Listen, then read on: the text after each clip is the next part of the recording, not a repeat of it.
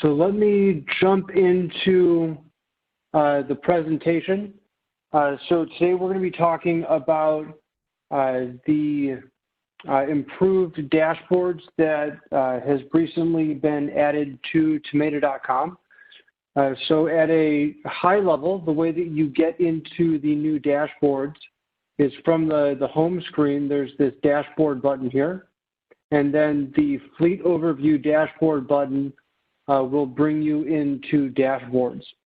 So dashboards are built on Azure's Power BI. And so there was a lot of work that Temeda did to be able to enable this through Power BI. That gives us a lot of advantages related to responsiveness and being able to aggregate huge amounts of data and have everything just be very snappy feeling. So from a layout perspective, it's pretty similar to the main application. Across the top, you have the ribbon with help and your login credentials. In the middle of the screen, we replaced the map with a number of different dashboards and graphs. These will change depending on which element of the ribbon you're currently viewing. And then on the right, we replaced the accordion with this filter pane. So the dashboard was designed for back office decision makers so that they can quickly understand business trends. This is not a tool for mechanics or operators. This is a tool specifically designed for back office personnel to make business decisions.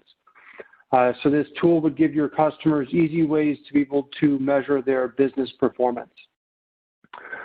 So today I'm going to go through a couple of different use cases just to kind of show a couple of different features of the system and how it can be used. So the first thing I'm going to do is in this date range. I talked a bit about how this is for a high-level view of the company.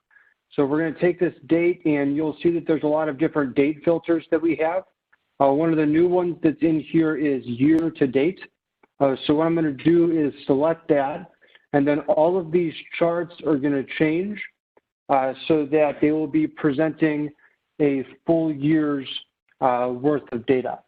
So once you click that, it's going to start running. So what this is doing actually is it's going through and summarizing a full year's worth of data. So the way that we aggregate the data is by taking a daily snapshot of all of the messages that are being sent from each of the devices and have that summarized in a table so that we can pull this up. So one of the things that I wanted to show was this middle chart. So this shows the average utilization by month. This is showing the average utilization for 1,153 devices. You can see over the full year, the utilization is sitting at 18.2%. The way that is calculated is based on this target utilization hours that's being set in the bottom corner. So basically the way that it's trying to compute that is that it's saying that the target for each day is 8 hours of utilization. So you can see here that in January, there was some pretty low utilization, 16.3%. It jumped up a little bit in February. Then as the shutdowns occurred, you can see there was a huge drop in utilization down to the year low of 16%. Shortly after that, there was a huge spike in utilization. And since then, it's been tapering off for the last couple months. So one of the cool things that you're able to do with this, if you want to dig in a little bit deeper, you can go to this utilization page. And this is going to pull up some more details on utilization. So you can see here the number of assets that are being summarized. So in this case, it's 450. And you can see this chart is the same as the one on the summary page. You can see the utilization remains the same, total runtime, et cetera.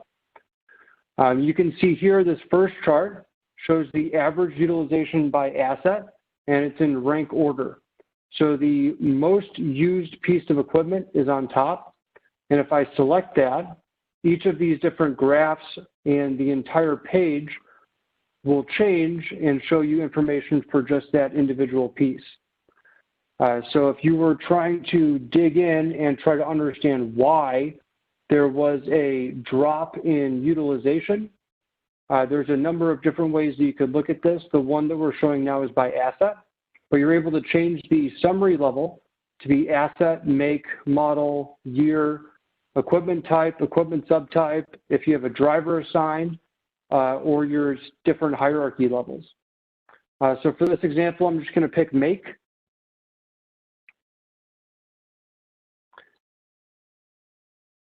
And you can see that there's the highest utilization equipment make is unknown. So I'll make a quick comment about this. There's a lot of these dashboards utilize data that is pulling from the assets tab. So make, model, year, VIN information, as well as the equipment type and subtype in the additional tab. So having these fields filled out will help the dashboard be able to perform and be able to analyze this data better for your customers. So I'm able here to compare the utilization of my Newville versus my Liebherr versus my Manitowoc and Multiquip, or any of the other pieces that are here. You're also able to change the summary level to be based on the hierarchy. So what I'll show here is that this Southeast region, they have a utilization that's been from June through today, or through the October, has been declining. So you can see month over month, the average utilization for the entire Southeast region has been declining. If I were to select the West region,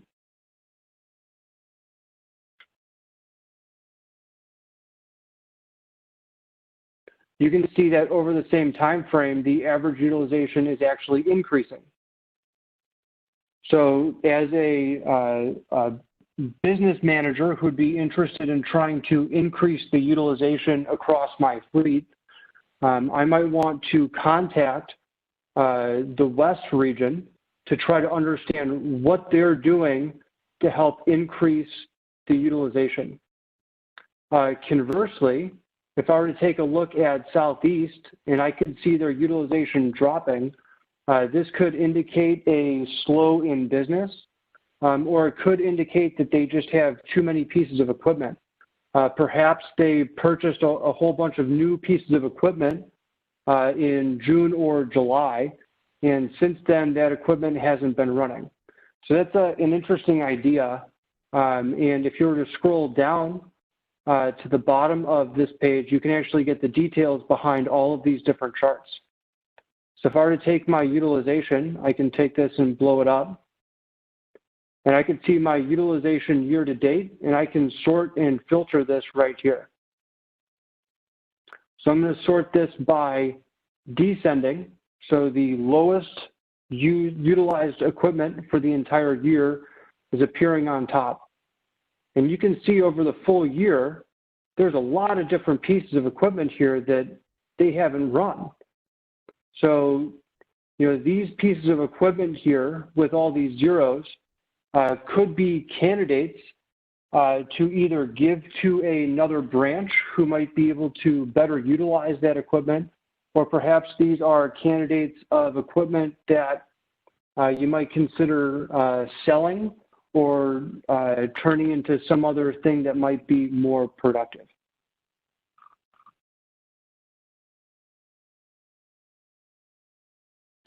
So the second use case that I want to go through is driver safety. So to do that, I'm going to change the time frame down to the last 7 days and look at the asset level. And I'm going to change the tab to driver safety. So this driver safety tab, again, across the top, you get a summary of all the different events. So there have been 16 different assets in my account that have had driver safety events in the past 7 days. This resulted in 141 different driver safety events. You can see the breakdown in the safety events by day as to what day those events actually occurred. And then you can get a rank order of your highest offenders to your lowest offenders as far as driver safety events.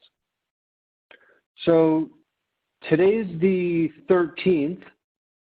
Sunday would have been the 11th, and I'm noticing that there's a lot of driver safety events that happened on Sunday. That's kind of a weird scenario because a lot of companies don't operate on Sundays. So if I were to select this, I can get a little bit more detail. The entire page will filter, and you can see that there's 3 different devices that had safety events on Sunday. The one with the most events was looks like a Mack truck, and it had 26 speeding events on Sunday. The second offender was a transit van that had 6 speeding events, and the third one was a F-250 that had 6 speeding events. Generally the way that driver safety works is you want to try to catch these things early. You don't want to let bad driving behavior continue to manifest over a long period of time. You want to try to catch something recent and something that can be addressed and improved upon.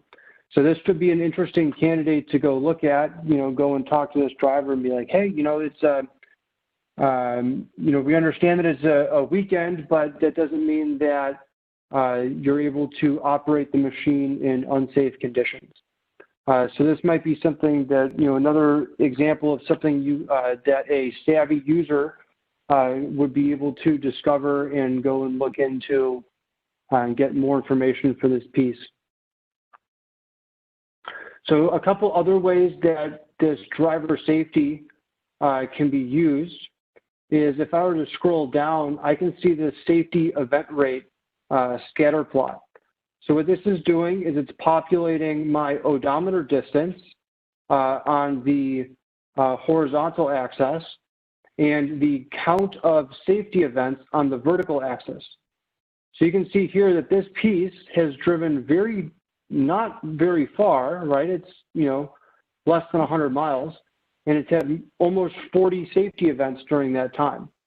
So if I want to get more information about that, I can select this one piece, and I can see that it is a dump truck that has had 39 speeding events in the past 7 days. And the event rate for that would be 120 events per, let's see, I can hit this question box and it'll give me a little more detail. So the safety event rate is safety events per 100 miles for all selected assets over the selected date range.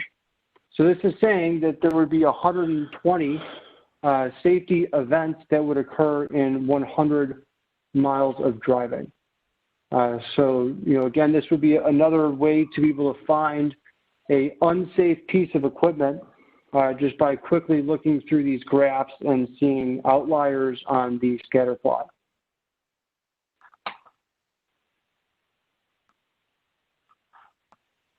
So those are 2 of the different use cases that we came up with that we thought would be interesting to people to take a look at. Just as a couple other points for dashboard in general, we do have a help function here.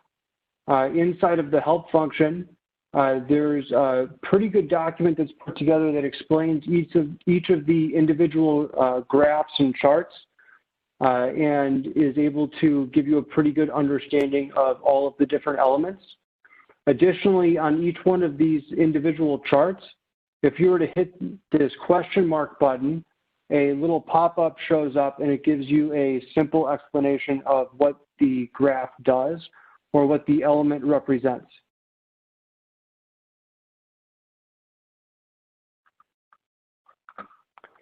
So a quick note, and I know that I kind of touched on this a little bit earlier, but for all the dealers and customers that are attending, this software is really only as good as the customer's use of the product. So one of the best things that a customer can do to help themselves get the most out of this product is to set up geofences, fully set up assets with the make, model, year information, be able to create alerts and utilize maintenance, stuff like that. With this done, users should be able to log in at any point and see the status of their business. Adoption is really important in able to be able to take full advantage of this tool. So, again, specifically going back to a previous example, if I were to summarize this by model, you can see that there, we'll do it by make, actually. You can see that there's unknown items here, there's not provided items here. I mean, these kinds of things will negatively impact a customer's ability to be able to use the system. So this is more than an opportunity to be able to talk to customers about dashboard. This is an opportunity to go back to customers and help them get more out of the system so that they can gain better benefits from the tools that they already have access to. So with that, that's all that I have.